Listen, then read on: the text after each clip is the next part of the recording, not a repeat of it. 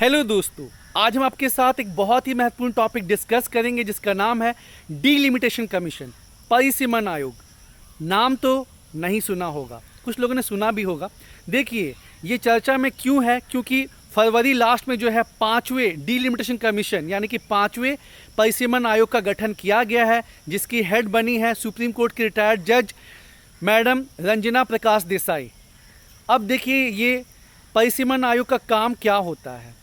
भारत जो है इसकी दो बाउंड्रीज है, एक तो जोग्राफिकल बाउंड्री है और दूसरा हम बोलते हैं निर्वाचन क्षेत्र यानी कि टेरिटोरियल कंस्टिट्यूएंसीज। जितना बड़ा स्टेट होगा उतना ज़्यादा वहाँ पे जनसंख्या होगी, और जितनी ज़्यादा जनसंख्या होगी उसको रिप्रेजेंट करने के लिए उतने ज़्यादा वहाँ पे एमपी होंगे, उतने ज़्यादा विधायक होंगे।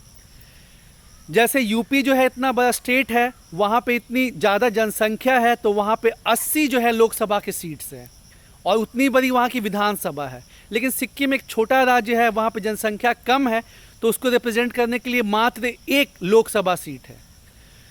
तो जो ये लोकसभा सीट है, जो टेरिटोरियल कॉन्स्टिट्यूएंसीज है, इसका एरिया बढ़ता और घटता है डिपेंडिंग ऑन वहाँ के डेमोग्राफी में क्या चेंजेस आ रहे हैं।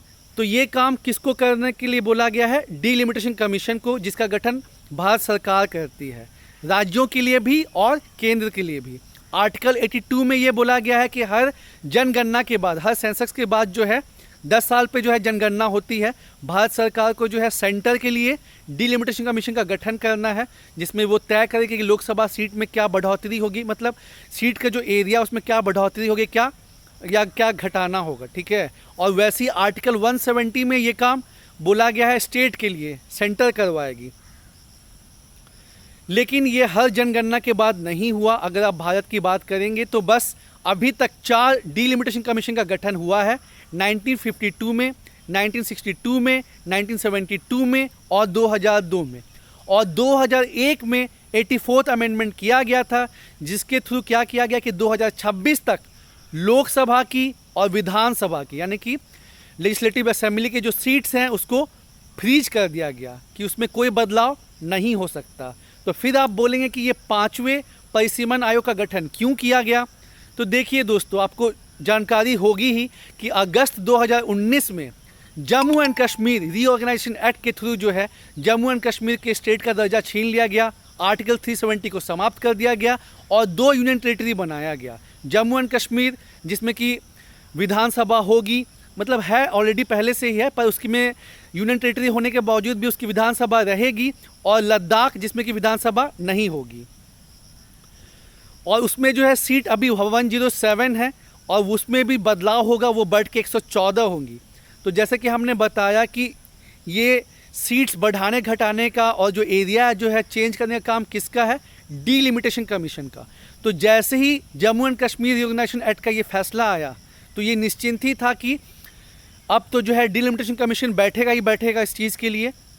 लेकिन देखिए 2008 में जो है ना कुछ बदलाव किया गया था। 2001 के जनगणना के बेसिस पे डीलिमिटेशन किया गया था, लेकिन उस समय अरुणाचल प्रदेश, आसाम, मणिपुर और नागालैंड में डीलिमिटेशन नहीं हो पाया था क्योंकि वहाँ पे बहुत ज़्यादा डिस्टर्बेंस थी। तो जो 5th डीलिमिटेशन कमीशन है, इसको जम्मू एंड कश्मीर का तो डीलिमिटेशन करना ही करना है, साथ ही साथ अरुणाचल प्रदेश, आसाम, नागालैंड और मणिपुर का भी डीलिमिटेशन करना है, मतलब एरिया को देखना है। क्योंकि 1995 में जो है लास्ट टाइम वहाँ पे जो है डीलिमिटेशन का काम किया गया था, उसके बाद किया ही नहीं गया, जबकि बहुत ज़्यादा डेमोग्राफिकल चेंज आ चुका है आसाम में, खासकर अरुणाचल प्रदेश, नागालैंड और मणिपुर में। हालांकि ये एक विवाद ये भी उठ रहा है कि 2021 में जो है जनगणना होनी ही वाली है, तो फिर अभी 2020 में वहाँ पे डीलिमिटेशन क्यों कराया जा रहा है? कहीं ऐसा तो नहीं कि आसाम में अगले साल चुनाव है उसको देख के ये बदलाव किया जा रहा है?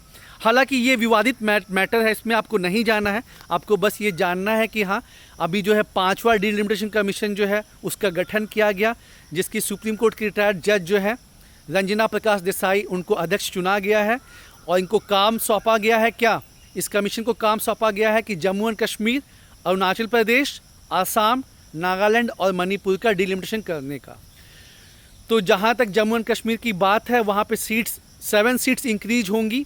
और अभी तक क्या है कि जो कश्मीर है उसका जो पल्ला है वो भारी है, वहाँ पे विधानसभा की सीट्स ज़्यादा हैं, लेकिन अब जो डिलिमिटेशन हो जाएगा तो फिर जम्मू की जो सीट्स हैं विधानसभा की वो इंक्रीज़ कर जाएंगी। और SC/ST कॉम्पोजिशन में भी जो बदलाव हुआ है उसको भी मतलब उसको भी प्रॉपर रिप्रेजेंटेशन करने का काम जो है किसका रहता है, परिसीमन आयोग का। तो परिसीमन आयोग ये भी देखेगी कि जो ट्राइबल सीट्स हैं आसाम, अरुणाचल प्रदेश, नागालैंड, मणिपुर, उसमें उनको बढ़ाना है या नहीं। तो ये भी बहुत इम्पॉर्टेंट है दोस्तों। और एक चीज़ जान लीजिए कि जो परिसीमन आयोग है इसका डिसीजन ना तो हाई कोर्ट में और ना ही सुप्रीम कोर्ट में चैलेंज किया जा सकता है। यूपीएससी में ये क्वेश्चन भी पूछा जा चुका है, पीटी में। तो ध्यान रखिएगा कि परिसीमन आयोग का जो डिसीजन है उसको हाई कोर्ट या सुप्रीम कोर्ट के सामने चैलेंज नहीं किया जा सकता है।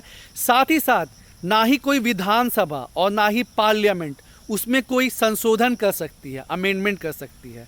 तो ना तो उसके डिसीजन को चैलेंज किया जा सकता है और ना ही जो भी रिकमेंडेशन होगा उसमें कोई संशोधन किया जा सकता है।